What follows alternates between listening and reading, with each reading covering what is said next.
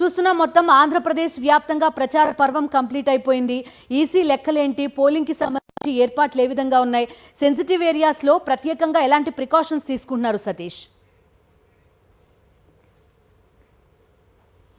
బిందు ఆంధ్రప్రదేశ్ వ్యాప్తంగా ఒక silent period అమల్లోకి వచ్చింది. 48 గంటల సైలెంట్ పీరియడ్ని ఎన్నికల కమిషన్ కొద్దిసేపటి కిందటే అమల్లోకి తీసుకొచ్చింది. రాష్ట్ర వ్యాప్తంగా గత 17వ తేదీ ఎన్నికల నోటిఫికేషన్ విడుదలైనప్పటి నుండి ఈ రోజు వరకు మోగినటువంటి ప్రచార బేరీ మోగబోయిందని చెప్పవచ్చు. అయితే ఇప్పుడు మరొక కీలకమైనటువంటి ఘట్టానికి సర్వం సన్నద్ధమైంది. పోలింగ్కి సిద్ధమైంది ఆంధ్రప్రదేశ్ రాష్ట్రం. ఆంధ్రప్రదేశ్ రాష్ట్రం ఉన్నటువంటి 26 జిల్లాలు, 25 లోక్సభ నియోజకవర్గాలు, 175 అసెంబ్లీ నియోజకవర్గాలు, 46,389 పోలింగ్ కేంద్రాలు, 4,14,00,000 మంది ఓటర్లు ఇప్పుడు పోలింగ్ డే కోసం సిద్ధమైనటువంటి పరిస్థితి. ఎల్లుండి ఉదయాన్న 7 గంటలకు ప్రారంభమయ్యేటువంటి ఎన్నికల పోలింగ్కి సంబంధించి ఎన్నికల సంఘం సర్వం సన్నద్ధం చేసింది. ఇప్పటికే రాష్ట్ర వ్యాప్తంగా ఉన్నటువంటి 26 జిల్లాల పరిధిలో ఉన్నటువంటి 25 లోక్సభ నియోజకవర్గాలు, అదేవిధంగా 175 అసెంబ్లీ నియోజకవర్గాలకు సంబంధించి 46,389 పోలింగ్ కేంద్రాలను పోలింగ్ కోసం సిద్ధం చేసింది.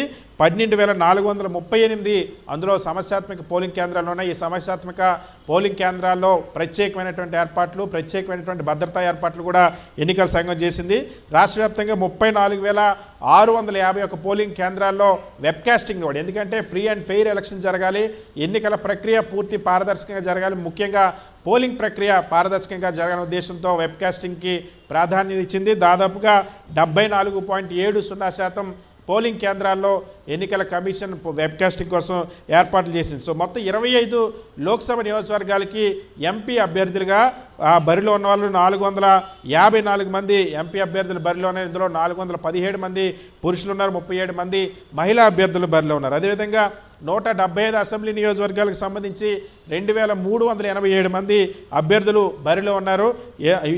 ఇందులో 2,154 మంది పురుషులు ఉన్నారు, 231 మంది మహిళా అభ్యర్థులు పోటీలో 4,14,18,1887 మంది ఓటర్లలో ఆంధ్రప్రదేశ్లో అత్యధిక ఓటర్లు మహిళా ఓటర్లే ఉన్నారు. ఫలితాన్ని డిసైడ్ చేసేది మహిళా ఓటర్లని ఈ సంఖ్య మనకు చెప్తున్నటువంటి పరిస్థితి. ఎందుకంటే ఏపీలో మొత్తం 2,10,58,000 మంది మహిళా ఓటర్లు ఉన్నారు. అదేవిధంగా 2,03,39,000 మంది పురుష ఓటర్లు ఉన్నారు. సో ఈ ఓటర్లందరూ కూడా ఓటు హక్కు వినియోగించుకోవడానికి ఎన్నికల కమిషన్ పూర్తి ఏర్పాట్లు చేసింది. ఇప్పటికే పోస్టల్ బ్యాలెట్ ద్వారా సర్వే ఏదైతే ఎన్నికల విధుల్లో ఉన్నటువంటి ఉద్యోగులంతా కూడా ఓటు హక్కు వినియోగించుకున్నారు. మొత్తం ఆంధ్రప్రదేశ్ రాష్ట్రంలో 175 నియోజకవర్గాల్లో 169 నియోజకవర్గాల్లో ఎల్లుండి ఉదయాన్న సోమవారం ఉదయం 7 గంటల నుండి సాయంత్రం 6 గంటల వరకు కూడా పోలింగ్ నిర్వహించనున్నారు. ఏవైతే ఆ మావోయిస్ట్ ఏజెన్సీ ప్రభావిత నియోజకవర్గాలు ఉన్నాయి, అక్కడ మాత్రం సమయంలో మార్పులు చేసింది. కురుపాం, పాలకొండ, సాలూరు ఈ నియోజకవర్గాల్లో సాయంత్రం 5 గంటలకి పోలింగ్ ముగించనున్నారు. రంపచోడవరం, పాడేరు, అరకు నియోజకవర్గాల్లో ఉదయం 7 గంటల నుండి 4 గంటలకే పోలింగ్ని ముగించనున్నారు. మొత్తం ఎన్నికల సిబ్బంది సుమారుగా ఆంధ్రప్రదేశ్ రాష్ట్ర వ్యాప్తంగా ఉన్నటువంటి అన్ని పోలింగ్ కేంద్రాలకు 5,26,000 మందిని ఎన్నికల విధుల కోసం ఎన్నికల కమిషన్ నియమించింది. 1,06,000 మంది పోలీస్ బలగాలను, ప్రత్యేక బలగాలన్నింటినీ కలిపి పోలింగ్ సిద్ధం చేసింది. సో ఇప్పుడు ఈ క్షణం నుండి ఆంధ్రప్రదేశ్ రాష్ట్ర వ్యాప్తంగా ప్రచారం ముగిసింది. వైన్ షాపులు మూతపడ్డాయి. ఎలాంటి ప్రచారాలు జరపకూడదు, సైలెన్స్ పీరియడ్ ని అమల్లోకి తీసుకొచ్చింది. ఓకే సతీష్, సో ఎన్నికల సంఘం అన్ని ఏర్పాట్లు పూర్తి చేసింది. సో అందరూ బయటకు వచ్చి ఓటేయాలి. 5 ఏళ్లకు ఒకసారి వచ్చే ఏకైక రోజు మన ఓటు హక్కును వినియోగించుకోవడం. సో దానికి సంబంధించి ఏర్పాట్లన్నీ కూడా పూర్తయ్యాయని మా కరెస్పాండెంట్ సతీష్ రిపోర్ట్ చేస్తున్నారు. ఇక తాడేపల్లి వెళ్దాం. తాడేపల్లిలో ప్రస్తుతం రవీందర్ మనతో పాటు లైవ్లో సిద్ధంగా ఉన్నారు. వైఎస్ఆర్ కాంగ్రెస్ పార్టీ ప్రచార పర్వం ఏ విధంగా సాగింది, పులివెందుల నుంచి పిఠాపురం వరకు ప్రచారం ఏ విధంగా ఉంది, పూర్తి డీటెయిల్స్ అందిస్తారు. Over to you Ravinder.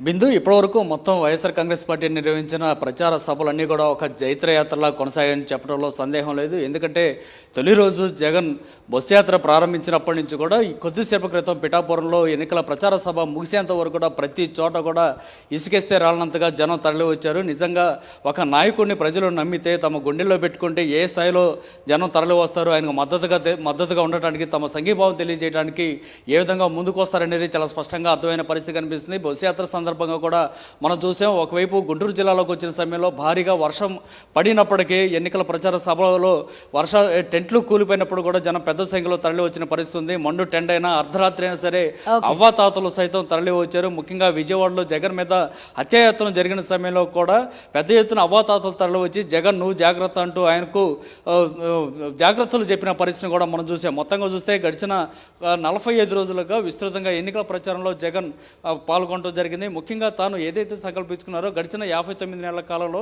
తాను సీఎంగా చేసినటువంటి అభివృద్ధి కార్యక్రమాలు ప్రజలకు విపరీతంగా వివరించడం జరిగింది. అట్లాగే మళ్ళీ ముఖ్యమంత్రి అయితే కనుక చేయబోతున్నటువంటి కార్యక్రమాలను కూడా విస్తృతంగా ప్రజలకు తెలియజేస్తూ ఆయన ఎన్నికల ప్రచారాన్ని నిర్వహించారు. Okay Ravinder, thank you.